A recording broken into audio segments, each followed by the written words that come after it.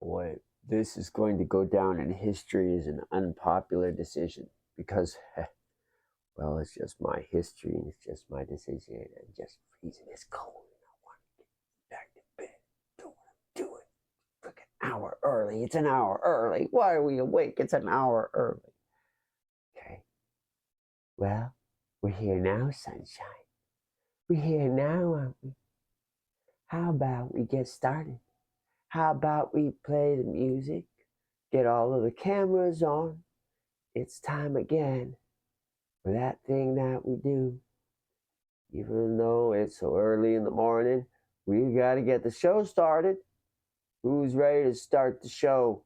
4, 3, 2, 1.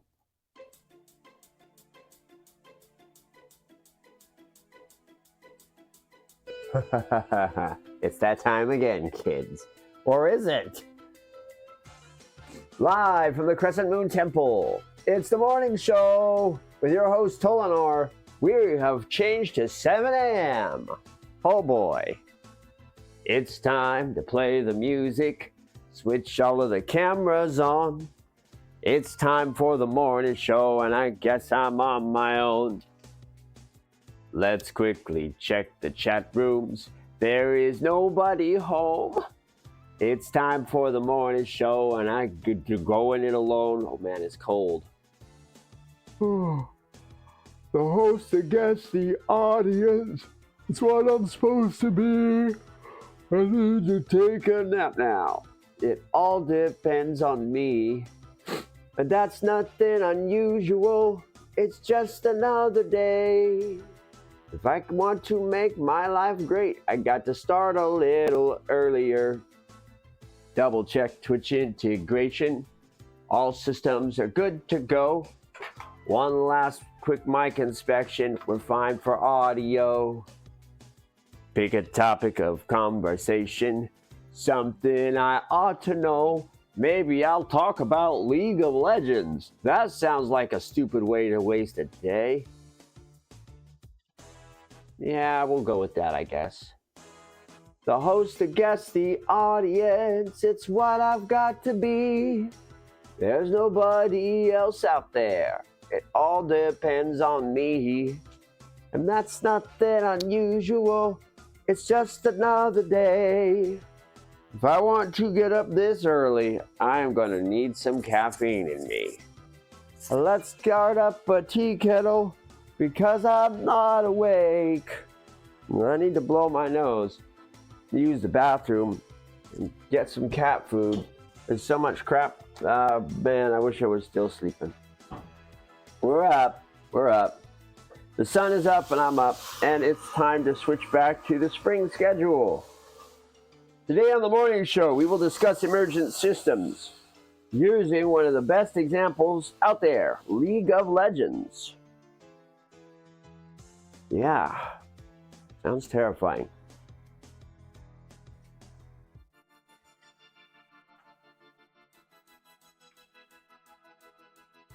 March 2nd, huh? Welcome to the spring. Tomorrow's a full moon, if I remember right. We're halfway through 9th moon. Talk about your progress, too. Wow. Today's morning show is brought to you by the letter P and the number 7. And by viewers like me, because, brother, I'm it. All right, play me to the desk.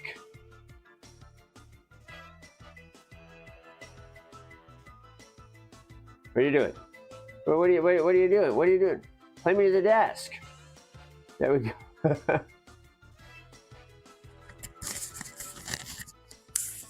Okay, bathroom.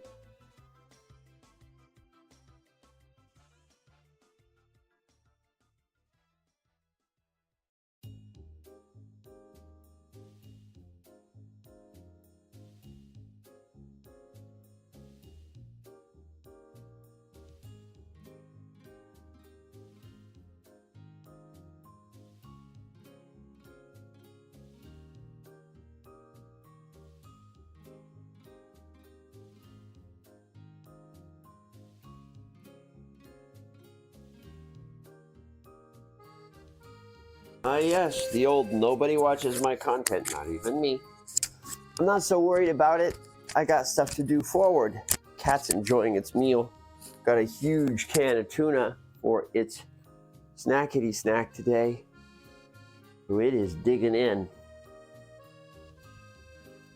That's right. Probably should have blew my nose when I was off stream. Just trying to minimize my downtime. Oh, there you go.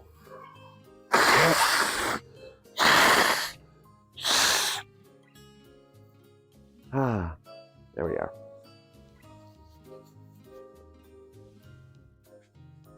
Uh-oh. That's not the best sign.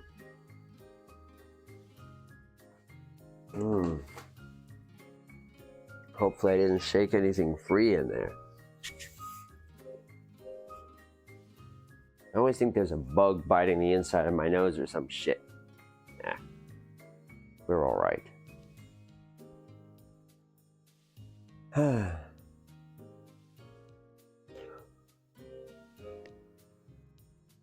I think we're okay. Try not to be too salty.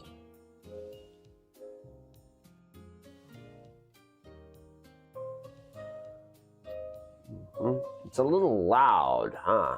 Well, it's a little loud on my end. I think that's my equalizer being messed up. I think the music's actually got okay levels. It's just my equalizer. We'll get more upgrades for this system over time. Wow, we are chugging. We have a 17% frame drop this morning, as usual. Holy cow.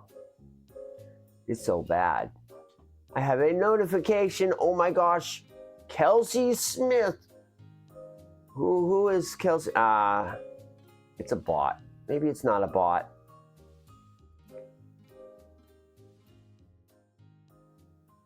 Oh yeah, it's an art bot. Well, shit. Too bad. I was hopeful for a Kelsey Smith. Nah, never mind. Nah. That is an art bot.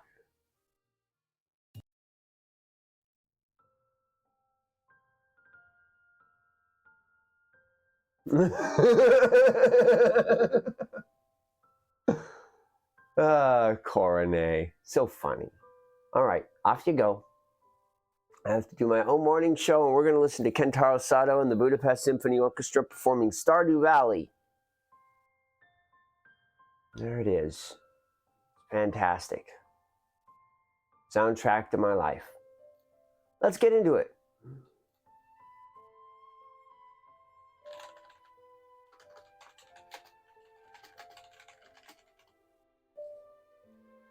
How you doing?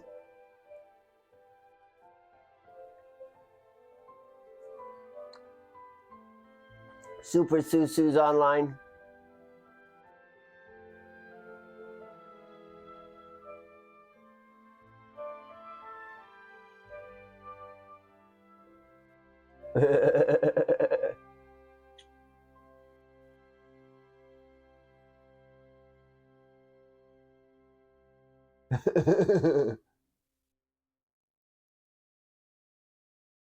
She posted a funny gif with zombies. So let's talk about League of Legends. League of Legends is an example of emergent design, when one thing modifies another. The story begins in the game Warcraft, then eventually a Warcraft 3. In this game, you command a number of military units, defend structures, build your own base, do those sorts of things. It's a fun and interesting real-time strategy game, and anyone can play it. The better you are at it, the more the skill level goes up. It is accessible to newbies, while still being fun and enjoyable at the highest competitive levels. However, towards the higher difficulty are what are known as tower defense maps, where you carefully engineer structures, choose between upgrades, and fend off wave after wave of attackers through very careful decision and positioning of your units. The most famous tower defense map was Defense of the Ancients. This map in particular saw several iterations, with the later version, Defense of the Ancients 2, going on to form its own game. The tower defense genre eventually gave rise to an entire game based on the precept of tower defense. I'm referring specifically to the game known as League of Legends. Now, there were other tower defense style games that were out at this time.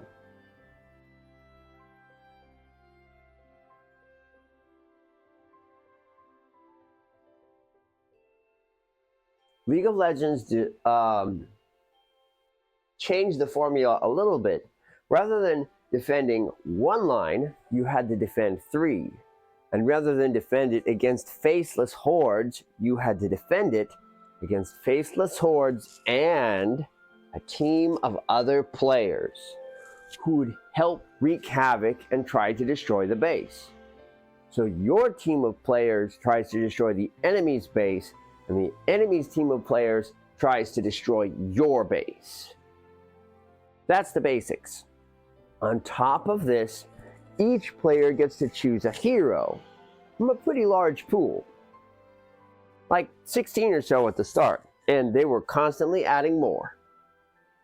Each hero has unique abilities and can purchase items to further change their structure while leveling up and gaining power. The overall structure sounds fine. You know, it's kind of like a capture the flag type of game. Not too difficult. But the game featured emergent systems.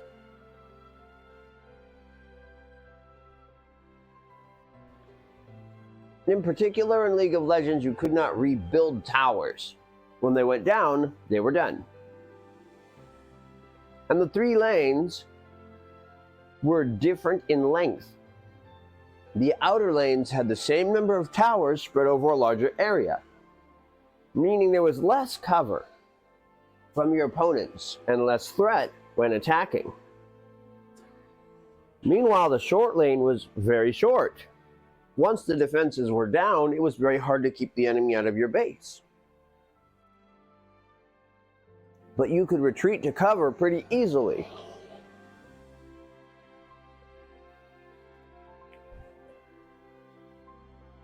In League of Legends, the towers were always pretty lethal.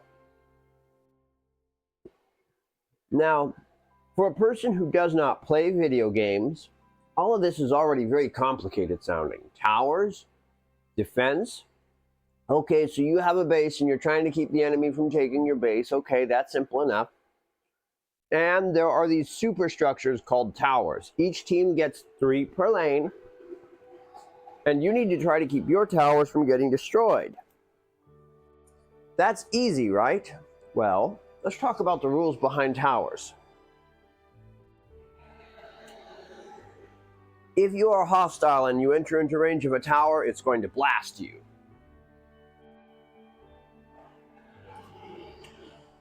You can attack a tower and damage it, but you can't damage it like it can damage you. It will wreck your face. However, repairing towers is really quite tough. So, damage can accumulate on a tower over time. What should you do to take a tower down? Well, of course, you should send an entire wave of enemies all at once. Both teams do this. Both teams send big waves of enemies out to destroy the opposing tower. These waves meet in the middle. They are known as minions, neutral creatures. Now, these creatures for each team that are not controlled by any player fight each other in a meaningless battle towards the middle.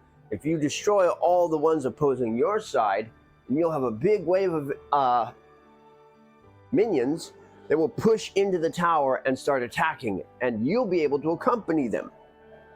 Because towers target minions first and players second. They only switch to targeting players if a player versus player fight breaks out under a tower. If you attack a player while they are under protection of the tower immediately assumes you are the worst threat and targets you first. So you can continue to use towers as an umbrella to protect you from hostile players. Anyone who thinks, I'm just going to go under the tower and ignore the tower and kill this guy, they're going to get blasted by the tower, even if there are minions there. There are ways around this. And people do sneakity things like trying to get under the tower or pulling people into the tower. And all these systems emerged from World of Warcraft. This game about building structures and real-time strategy, well, that's where we started. Where are we now? We are knee-deep in this thing and we aren't even getting started. There are neutral monsters called the jungle, where you can go fight creatures to build up extra power. You can focus primarily on defeating other players, or you can focus on defeating creeps. What matters is getting a gold advantage, because if you have more power than your opponent, suddenly you are very hard to stop. And it's a no-take-back sort of situation, where the game can be over very suddenly. And various times in League of Legends history, it has had bounce back. The game is intense and complicated, and it takes a long time to learn. There are many, many things to understand. How you spend your gold is a crucial question, because if you do a bad job of deciding which items you should purchase, if you have bad strategy, you'll be a weak teammate. And this is the most interesting part of the Emergent design. The fact that you are forced to take on unwanted allies, that the game is 5-on-5, means that you will almost definitely have an ally that you don't really want to deal with. Somebody will be on your team that you will want to complain about. Because of this, League of Legends players frequently get frustrated at each other. Somebody on your team will have the worst strategy. Somebody on your team will spend money on junk items. Somebody on your team is going to do something stupid and get pulled into the turret or try to kill someone and end up dying to the turret. And it's not just as simple as, well, this guy's weak, we can't count on him anymore. If they're weak, they can be preyed upon by the strong to get an even bigger gold advantage. This is called feeding. If you feed the enemy team, now they're so powerful that a person who is playing normally is at a huge disadvantage. Their big practice strategy, the way they normally play the game, they can't play like that now, because now they're way behind. One person losing means the whole game loses. This produces a toxic play environment. Now, mind you, the real-time strategy game that this came from already had a reputation for bad play environment. Because in a real-time strategy game, people will have certain ways of playing. There's a huge difference between the bottom level of power, where you're still just figuring out which building does what, and you're sitting on big piles of resources you're not using, and you end up bottlenecked, which means you don't have the supplies you need to move forward, and because you didn't know you would need those supplies, you're not in production of them. So it's going to be a little while before you're able to do anything. Bottlenecking happens a lot in real-time strategy games. That's normal. Bottlenecking does not happen in League of Legends. Bottlenecking is an emergent system which is built in intentionally to real-time strategy games. To ensure you know the systems, you have to maintain a flow of resources. If you get bottlenecked because you don't have A, B, or C, or you're out of supplies, then your army stops growing. It can't be in production anymore. you don't get more tools and technology, and eventually you might lose.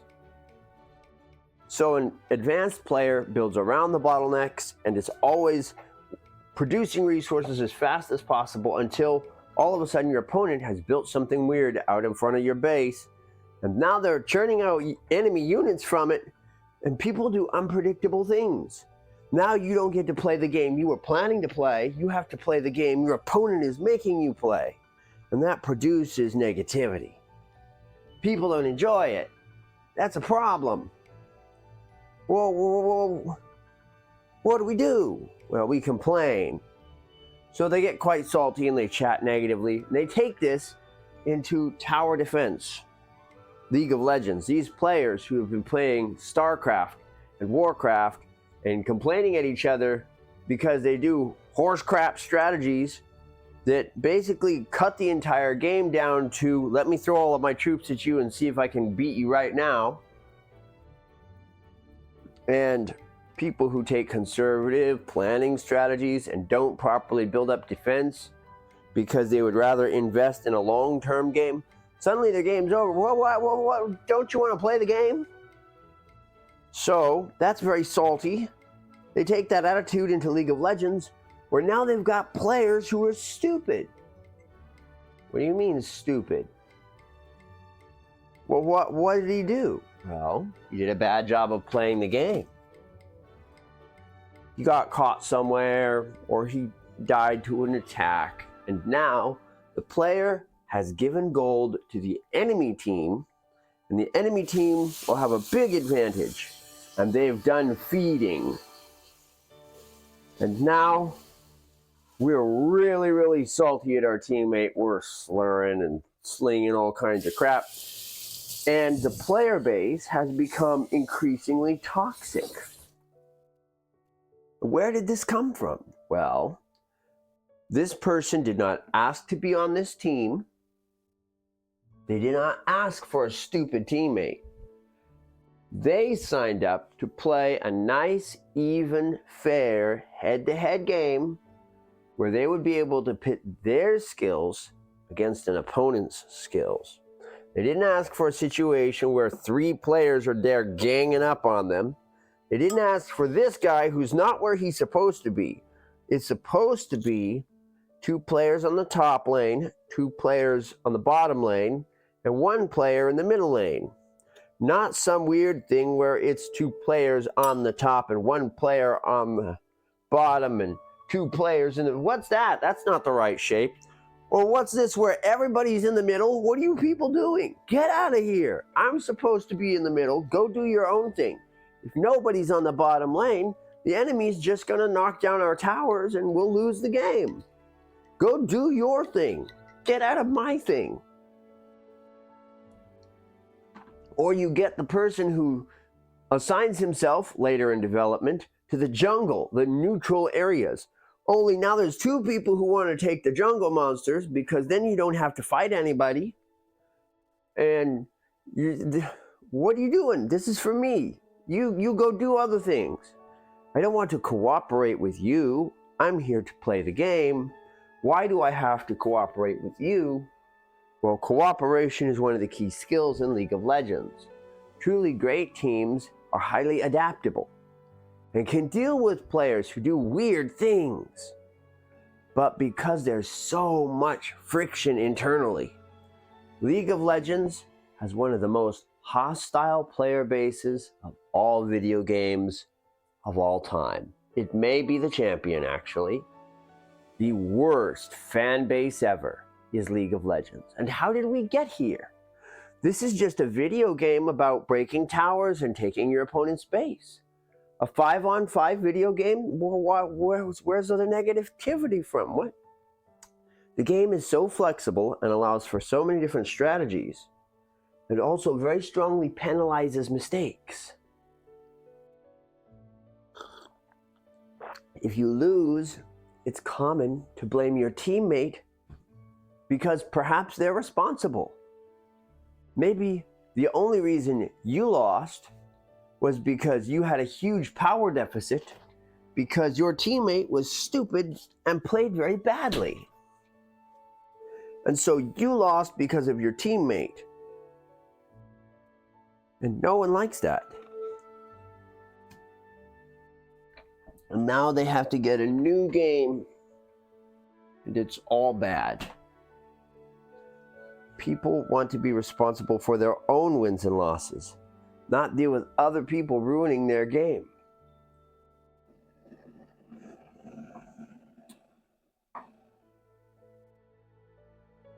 The game never fundamentally teaches you how to deal with disadvantages brought on by other players.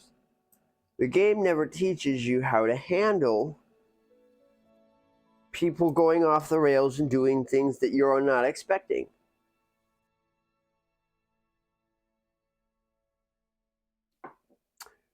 There are summoner spells which you have assigned to buttons. You can choose from a very small pool of them. One of them is called Flash. Flash is such a versatile spell, so functional.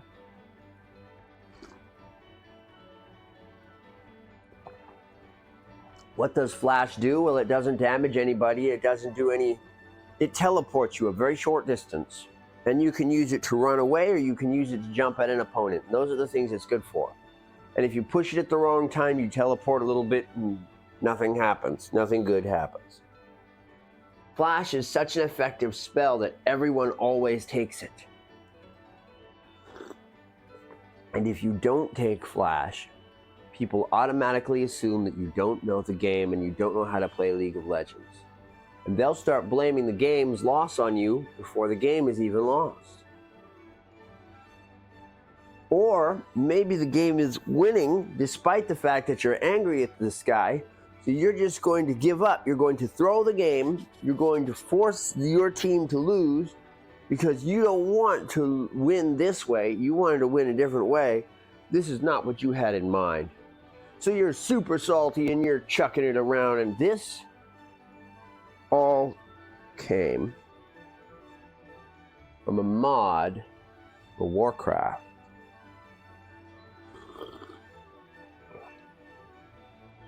This is Emergent design.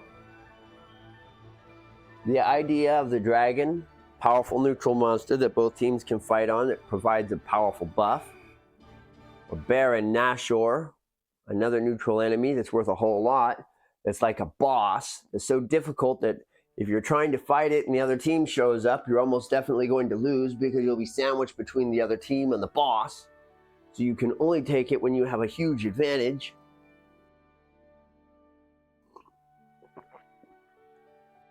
The idea of compositions, of maintaining the balance between the 5 characters that you have chosen. It's all super, super deep Emergent design. One thing leads to the next, but I have an Emergent design too. Back in 1997, there was a movie featuring Macaulay Culkin called The Page Master. This was the dumbest film. But hey, he did the best he could, and they did the best they could. It was blues, you know? You get what you get. And they were really just trying to do a little bit of a churn, fight back against Disney. You grab a few scraps for the little guy, you know? They were fighting the giant. You got to get what you can get. So they proceeded to take on Disney with the Page Master. This was the seed, traveling from world to world, jumping between planes. The Page Master was a very early isekai. Not the first isekai. Wow.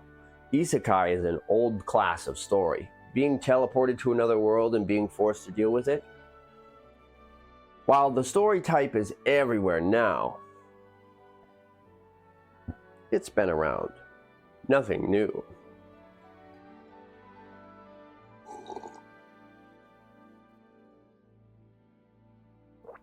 Isekai. The page master became the tile master. I dreamed of a game where a player would be dropped down into a blank world, and then over the course of their actions, let's see what it says.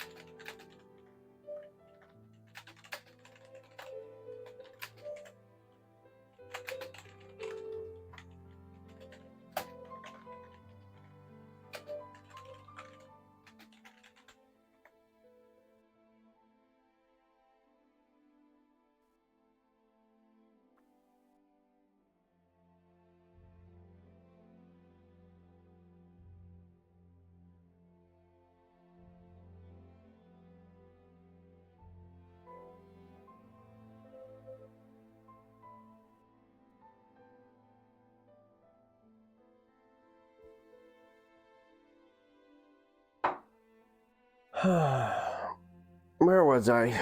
Right, emergent systems. The idea of a person traveling to a blank world and then the world slowly growing out around them as they created changes in that world, collecting colorful objects and moving them around, perhaps cutting down trees or digging ditches, and adjusting the world one step at a time, one nudge at a time, pushing the world together.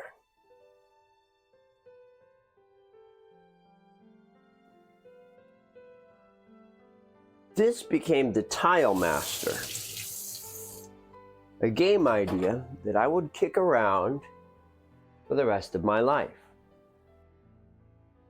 The Tile Master would go through iterations, first with heavy influences by the Legend of Mana,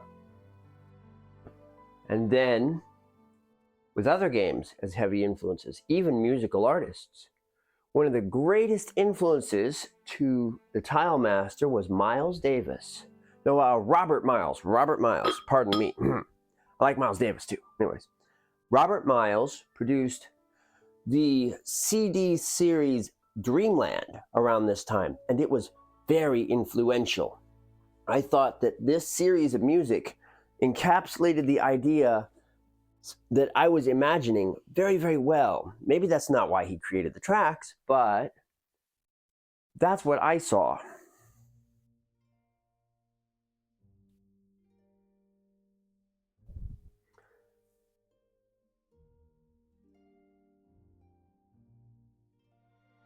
So I dreamed of this concept where you would travel to a world and then find and collect tiles. And I thought about what you might do with these tiles. You might attach them to your own character, perhaps on a grid, to make yourself stronger. I thought about what types of tiles I might want there to be. Maybe as many as 9. I like elemental systems, but I don't need simple ones. I'd prefer something a little more complicated. Got a bug. Out you go. Oh no, that's a very dead bug. He did not fly well. Anyways. Maybe you could give these tiles to NPCs and they would become important. Maybe you could place them to turn them into buildings. These tiles eventually translated to the sources. In the original format, I wanted to use symbols similar to Magic the Gathering, but have as many as 9. Heart, star, wood, fire, water, ice, stone, metal, as many different ideas as I could think of. In the end, I I settled on 9. These 9 elements would be fire, water, and earth, forming the elemental rotation, nature, heaven, and hell, tree, skull, and star, heart, representing the metaphysical rotation, and finally, body, mind, and spirit, metal, ice, and star, representing the fundamental rotation. And these formed a 3-way rock, paper, scissors with each other. Fire, water, and earth. And then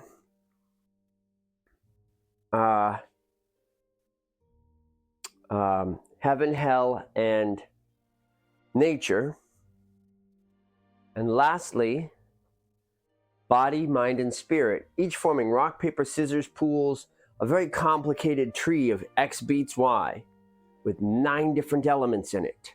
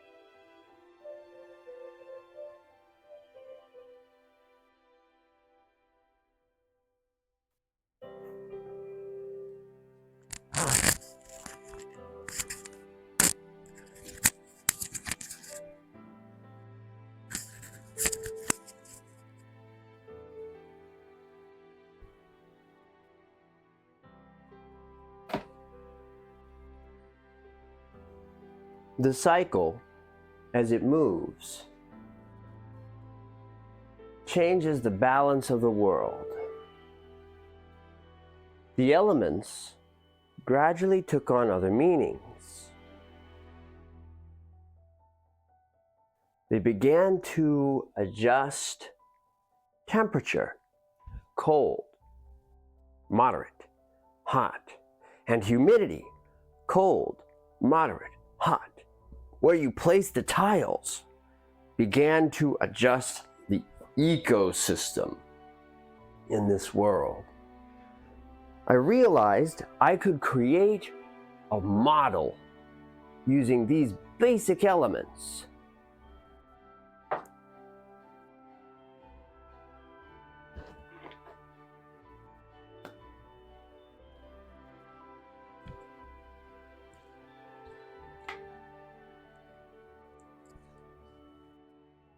So I started work on that. I devised a wide series of ecosystems with different art and bosses.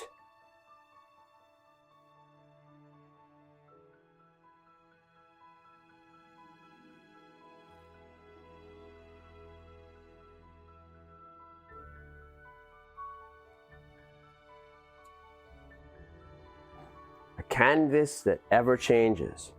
I decided on different weapons the player could use, lots of classical designs and new ones. I went back and forth on the idea that the player might gain power only to lose it again in the next world. and be forced to gain it again, or keep power from world to world, gradually becoming unstoppable. Eventually, the idea that two players might compete over the production of a world emerged. But that was sometime in the future. First, I imagined the world would go through the basic cycle of growing, forming natural species, and then forming sentient species that would build buildings and build up a civilization over time.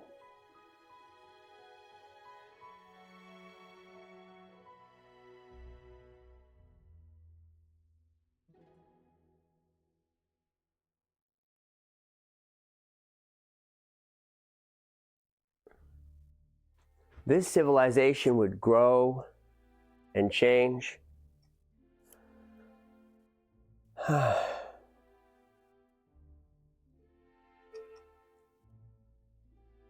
You could nurture its technology by gathering resources or set it up for success. One of the species growing naturally on the world would be selected. Maybe there would be natural monsters that emerged as well. So the species that became humanoids would be different in every game. Maybe it's the rabbit people this time, or the cat people. And the creatures that would appear would be different each time also. The terrain would be fundamentally different. The world would be slightly different colored, have different patterns.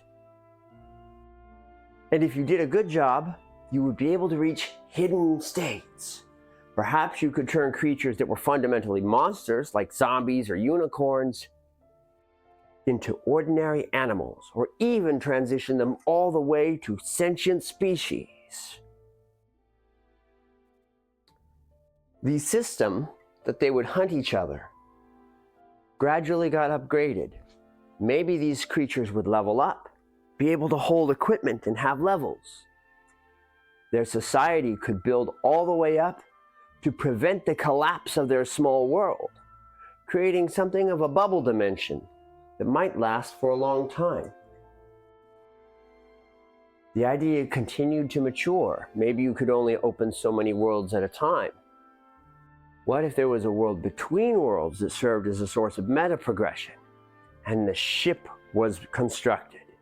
The idea that you would have an isolated area where you could adjust things, prepare a specific dimension, and then go to it. Importing unique creatures, plans, store supplies, and gather power to produce bigger and bigger worlds that might last a little longer or might not.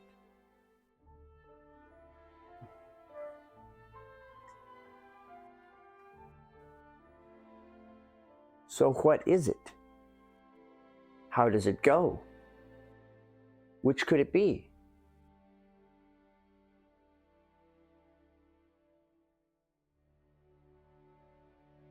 In its current incarnation, Isekai is a game where you place tiles and the world very slowly inches outwards.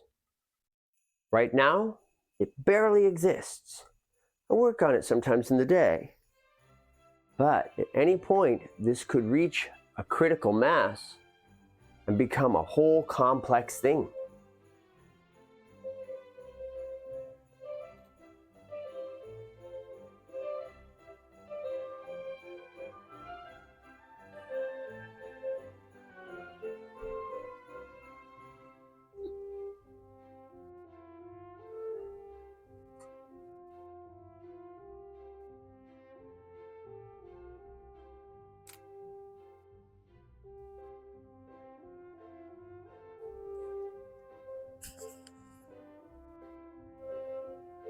So, in its current iteration, I'm designing energy flow systems that can be modified by the player. Once this is done, I'll start importing graphics. One step at a time, I'll add more and more assets to the project.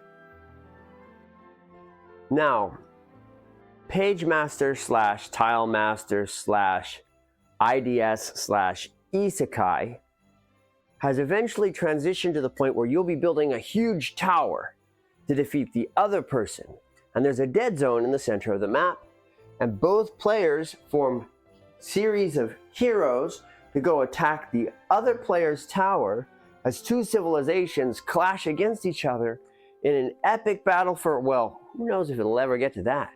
It might change even more before we ever get there. This is the idea of emergent design. Over time, what a project is designed to be changes. As long as the pattern it follows is designed for fun, and happiness, and enjoyment, a good game is a good game. And a good developer lets a good game be good. They don't try to restrict the systems or control what you get. That's the nature of the world. You often have to make a design decision between doing what is fun, doing what is the design. Are you going to create a piece of art, or are you going to create something interesting and new? Emergent systems have the greatest potential of all game systems, but they are also the most complicated, the most difficult to wrap your head around. They're very finicky. They get out of control very quickly. I don't play League of Legends anymore because I can't deal with the player base. But I keep growing the Tile Master. It's been growing now for 27, 28, 29, almost 30 years. 30 years of creation later, it might finally see birth.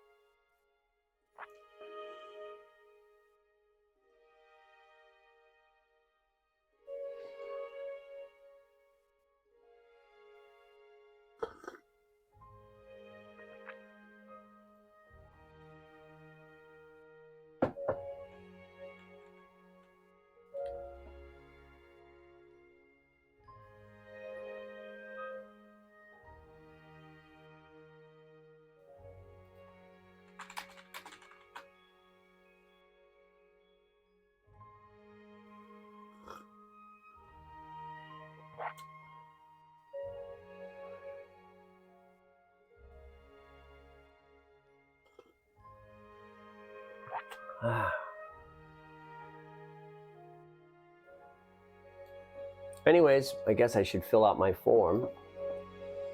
Today, it is Monday, March 2nd.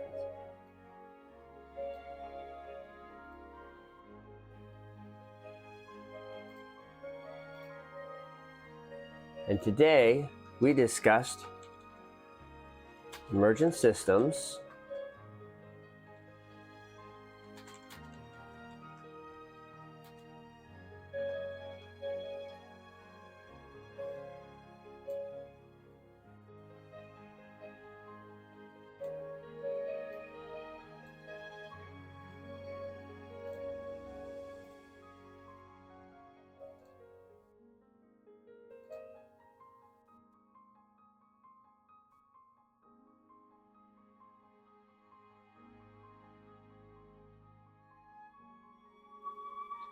and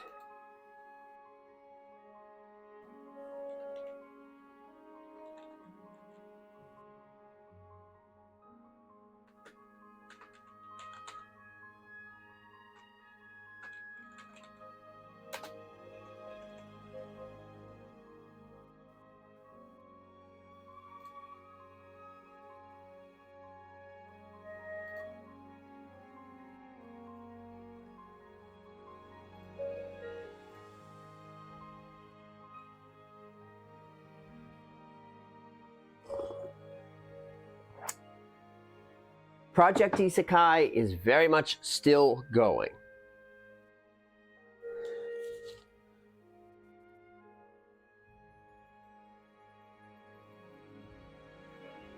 It's seen countless offshoots, the Four Hearts Project, the Hero Step 1 project.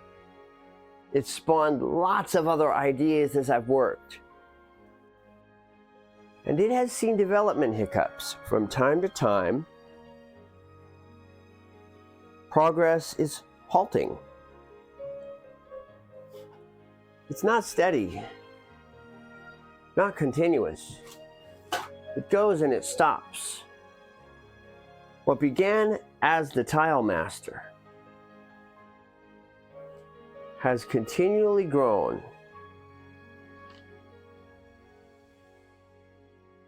The current iteration has some very interesting combat ideas. Being a top-down game, there are 3 systems of combat. Those being ranged projectiles, bumping your opponent, and using melee weapons. This overworld combat overlaps with inside building combat, which is turn-based, and every turn takes 1 second. These 2 systems create unique complications. I'm planning to make it very interesting, while at the same time, very easy facilitating all the fun interactions that you see between the various species and subspecies. I need to have an entire world grow, mature, wither, and die inside an hour. Maybe a little more than an hour. It needs to get the light out, which means every phase needs to happen fairly quickly.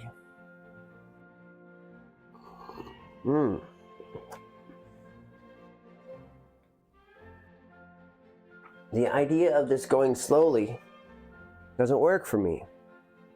It all has to be soon. It all has to be fast.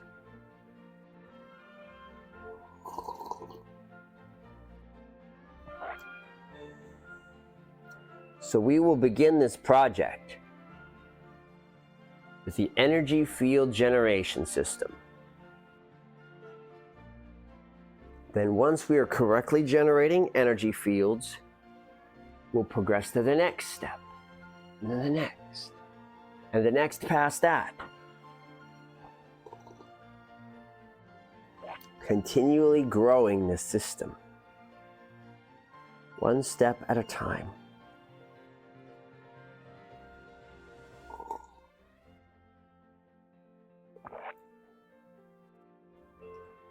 I look forward to sharing my progress with you, even if there's not much to share.